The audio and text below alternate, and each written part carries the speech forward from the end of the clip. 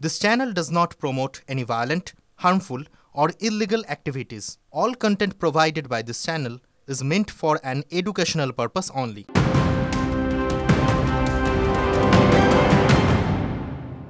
নমস্কার, শুরু করছি নিউজ টপ 9। এই মুহূর্তে দাঁড়িয়ে টিভি 9 বাংলায় লিমা রয়েছে আপনাদের সঙ্গে। নজর বড় খবরের দিকে। আবারও শিয়ালদায় অস্ত্র উদ্ধার। কলকাতা পুলিশের এসটিএফ এর জালে 5 জন। সুরেন্দ্রনাথ কলেজের কাছেই অস্ত্র নিয়ে ঘোরাফেরা করছিল দুষ্কৃতীরা।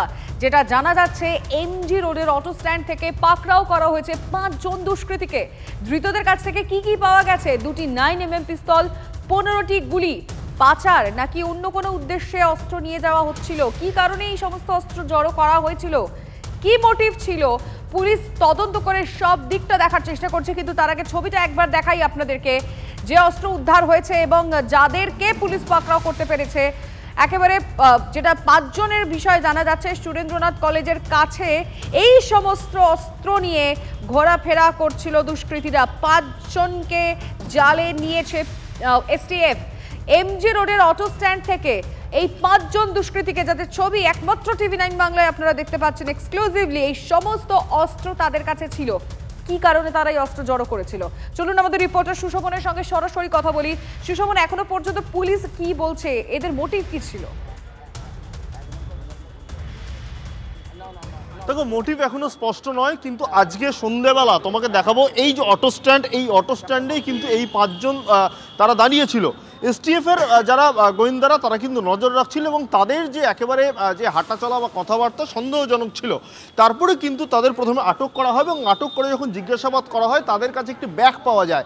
যে ব্যাগ কিন্তু প্রথমে সার্চ করা হয় এবং সেখান থেকে কিন্তু যেটা এখনও প্রাথমিকভাবে আমরা জানতে পাচ্ছি যে 2টি পিস্তল এবং প্রায় 10 থেকে 15টা মতো গুলি সেগুলো উদ্ধার হয়েছে এবং সেটা অত্যাধুনিক পিস্তল বলেই এখনও পর্যন্ত প্রাথমিকভাবে জানা যাচ্ছে। এবং সেই জায়গা থেকে কিন্তু মূলত যারা এসছিলেন তারা কিন্তু 5 জনই উত্তরপ্রদেশের বাসিন্দা বলে জানা যাচ্ছে। এবং তারা কেন এসছিলেন এবং তারা কি কারণে এখানে এসছিলেন, আর এখানে আসার পর এই যে অস্ত্র, সেই অস্ত্র কি আদৌ হাত বদল করার জন্য না অন্য কোনো পরিকল্পনা, অর্থাৎ পুরো বিষয়টা কিন্তু জানার চেষ্টা করছেন গোয়েন্দারা। একদিকে তুমি দেখতে পাচ্ছ যে মূলত যারা এসটিএফ এর কর্তারা রয়েছেন তারা যেমন এখানে দাঁড়িয়ে রয়েছেন এবং একদিকে যারা ইতিমধ্যেই আটক হয়েছেন সেই 5 জনকে কিন্তু এখানে মূলত একদিকে যেমন তারা কোত্থেকে এসেছিলেন, কেন এসেছিলেন সেটাই জানার চেষ্টা করা হচ্ছে। অন্যদিকে তাদের কি পরিকল্পনা, অর্থাৎ তুমি যে কথা আমাকে বললে মোটিভ, সেটাই কিন্তু জানার চেষ্টা করা হচ্ছে। আচ্ছা সুশোভন, যে অটো স্ট্যান্ড, এমজি রোডের অটো স্ট্যান্ড থেকে তাদেরকে পাওয়া গেছে, যে মুহূর্তে ধরা হয়েছে তারা কি করছিলেন, মানে তাদের গতিবিধি কি ছিল? দেখো, স্থানীয়রা যেটা বলছেন আমি তোমাকে দেখাবো। এই যে অটো স্ট্যান্ড, স্থানীয়দের যেটা দাবি, সেই অটো স্ট্যান্ডে তারা ঠিক এইখানে দাঁড়িয়েছিলেন। স্বাভাবিকভাবেই তুমি জানো যে একেবারে এমজি রোড, সামনেই শিয়ালদা স্টেশন, সেই জায়গায় কিন্তু যে কোনো মানুষের আনাগোনা, সেটা কিন্তু কতবার কতক্ষণ এটা বলা সম্ভব নয়, তার কারণ এখানে আনাগোনা বড্ড বেশি। এই জায়গায় দাঁড়িয়ে, অর্থাৎ জনবহুল এলাকায় দাঁড়িয়ে কোনো ব্যক্তি কি করছেন সেটা কিন্তু জানা সম্ভব নয়। ঠিক এই সুযোগটাকেই কাজে লাগিয়ে এখানে তারা দাঁড়িয়েছিলেন। আর এসটিএফ এর কর্তাদের কাছে সেই খবর ছিল, সেই খবর পাওয়া মাত্রই কিন্তু তারা তাদেরকে জালে নিয়েছে। কিন্তু এখন দেখার যে কি কারণে তারা এই অস্ত্রগুলি নিজেদের কাছে রেখেছিলেন, মানে তাদের উদ্দেশ্যটা কি, আমাদের সেটা দেখার রয়েছে। ধন্যবাদ তোমায় সুশোভন। আমরা আতঙ্কে আছি, দেখছি এরকম ভয় লেগে গেল দেখে যে কোথায় যে হয়তো ডাকাতি বাকাতি উদ্দেশ্যে এসেছিল, এটাই শুনে ভয় লাগছে। দেখেও ভয় লাগছিল যেভাবে মারপিট চলছিল। হ্যাঁ, পালাবার চেষ্টা করছিল। তো এই মুহূর্তে আরো একটা বড় খবর দিই। রাজ্য পুলিশের এসটিএফ এর নতুন থানা, 2টি এসটিএফ থানার অনুমোদন ক্যাবিনেটের। আমি দীক্ষার সঙ্গে কথা বলে জানার চেষ্টা করব কোথায় কোথায় এই থানাগুলি হবে। দীক্ষা, দেখো, আজকে মন্ত্রিসভার যে বৈঠক ছিল সেখানে আর নতুন 2টি থানা এসটিএফ এর অনুমোদন দিয়ে করা হয়েছে মন্ত্রিসভার বৈঠকে। সে 2টি হবে শিলিগুড়ি এবং নিউ টাউনে, এই 2টি এসটিএফ থানা হবে। মূলত কলকাতায় একটা এসটিএফ এর পৃথক থানা থাকলেও রাজ্যের কোনো এসটিএফ এর থানা ছিল না।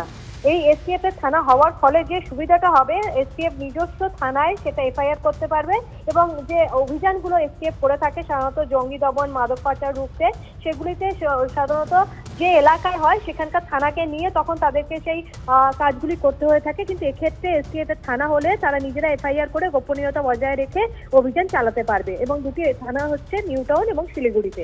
ধন্যবাদ দীক্ষা। আবারও গুলি চলল ভাঙড়ে।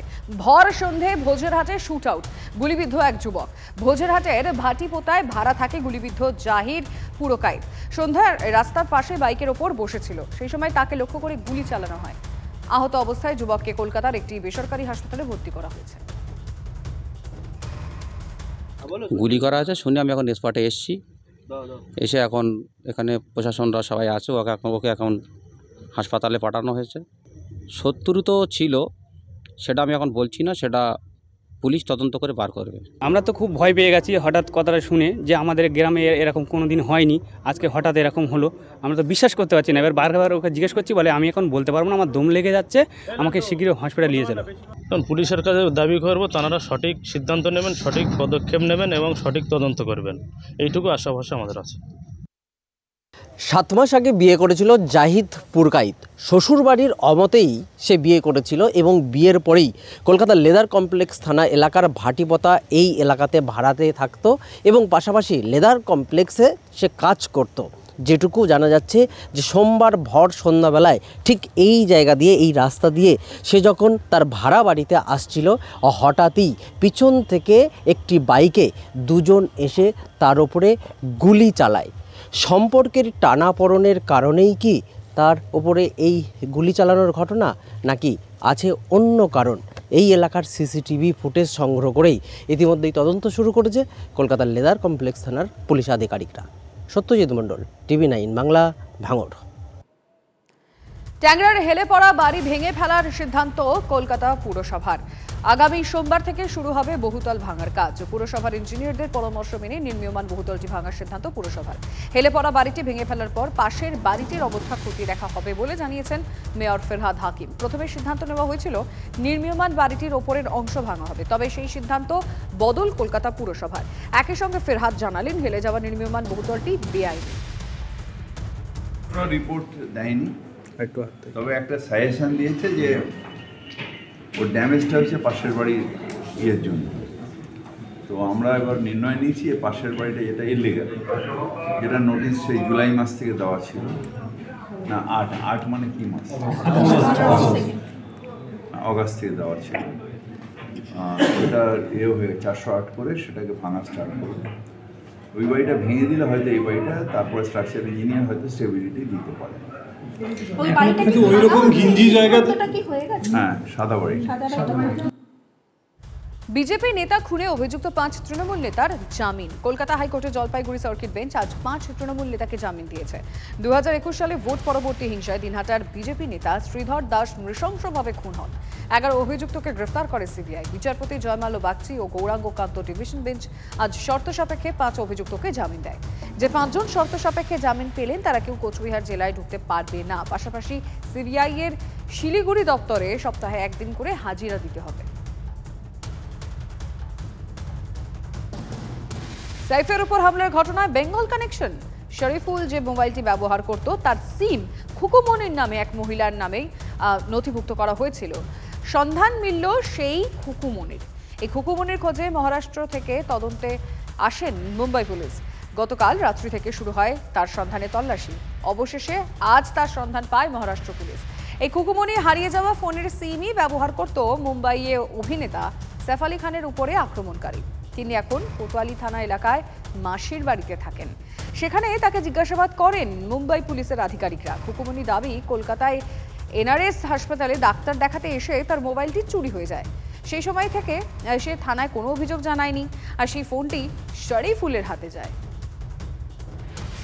আমার মোবাইল হারিয়ে গিয়েছিলাম, ডাক্তারখানায় গিয়েছিলাম নীলরতনে।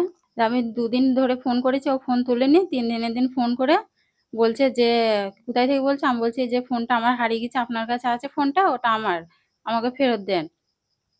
দি বলছে আমি তো ওখানে নেই, আমি বোম্বাই এসেছি। আমি বললাম তাহলে বাড়ির ঠিকানা দেন।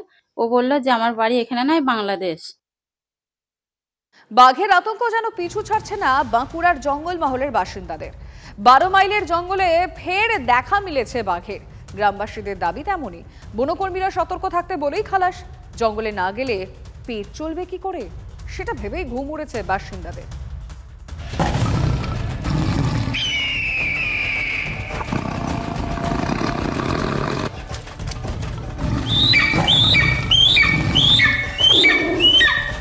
গত বছরের শেষে জিনাত ধরা পড়তে হাফ ছেড়ে বেঁচেছিলেন বাঁকুড়ার জঙ্গলমহলের বাসিন্দারা। 1 মাসও কাটেনি, এবার জিনাতের প্রেমিকের ভয়ে কাটা গ্রামবাসীরা। রানীবাঁধের বাঘডুবি, সুতান 12 মাইলের জঙ্গলে বাঘের পায়ের ছাপ দেখা গিয়েছিল আগে। এবার নাকি মহাদেব সিনান গ্রামের অদূরে জমির কাজ করতে গিয়ে বাঘের দেখা পেয়েছেন এক মহিলা। এই গ্রামের পাশেই যে ফাঁকা জমি রয়েছে, জঙ্গল লাগোয়া জমি, এই জমিতেই কাজ করছিলেন একজন মহিলা এবং সেই জমিতে কাজ করার সময় বিকেলের দিকে এই জঙ্গলেই বাঘের দেখা পান তিনি, অন্তত তেমনটাই দাবি। তো দিদিটা তো কালকে ওইখানে কাল্লা বাড়িয়ে ওই কাজ করছিল, তো তারপরে ওর আওয়াজ শুনে বলছে নেক্সটটা আমি দেখতে পেয়েছিলাম, তো ভয়ে আমি ছুটে দিয়েছি। তাহলে আর কি সেই কি উনি কি দাঁড়িয়ে দেখবেন কি? সে তো ওনারও তো ভয় আছে। বাঘ দেখার এই বর্ণনা শুনে আতঙ্কে কাঁপছে গোটা মহাদেব সিনান গ্রাম। দিনে দুপুরে দুয়ার এঁটে বসে থাকতে হচ্ছে বাসিন্দাদের। বন্ধ হয়েছে চাষবাস, জঙ্গলে কাঠ কুড়োতে যাওয়া। এই গোটা এলাকা অর্থাৎ রানীবাঁধ ব্লক, বারিকুল থানা এলাকা এবং রায়পুর থানা এলাকা, সারেঙ্গা থানা এলাকা, এই এলাকার বিস্তীর্ণ এলাকা জঙ্গলে ঘেরা। এই জঙ্গল ঘেরা এলাকার মানুষের কাজকর্ম একদিকে ক্ষতিগ্রস্ত হচ্ছে, সাধারণ মানুষের যে জীবনযাত্রা, সাধারণ জীবনযাত্রা, সেই জীবনযাত্রা ক্ষতিগ্রস্ত হচ্ছে। আগের ভয়ে আমরা ঘর থেকে বেরোতে পারছি না। আমাদের মেয়ে ছেলেরা সব জঙ্গলে যায় পাতা তুলতে, শুকনো কাঠ আনতে। আমাদের রাঁধাবাটা ব্যাপার আছে, জঙ্গল না গেলে আমাদের দিন যাচ্ছে না। কিন্তু আমাদের কাজকর্ম সেই আতঙ্কে আমাদের বন্ধ হয়ে গেছে।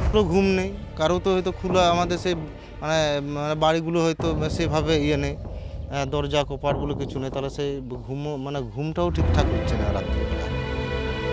গ্রামবাসীদের অভিযোগ, দীর্ঘদিন ধরে 100 দিনের কাজ বন্ধ হয়ে রয়েছে।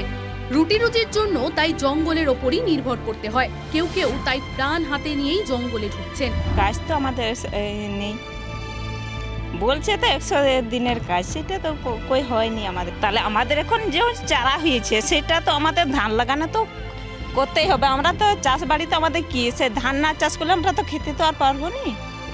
তা কাজকর্ম ক্ষতি করে কি করব এখন? বন দপ্তরের তরফে এলাকার মানুষকে অযথা আতঙ্কিত না হয়ে সতর্ক থাকতে বলা হয়েছে। কিন্তু 4 দিন ধরে দাপিয়ে বেড়ালেও জিনাতের প্রেমিককে এখনো ট্র্যাক করে উঠতে পারেননি বনকর্মীরা।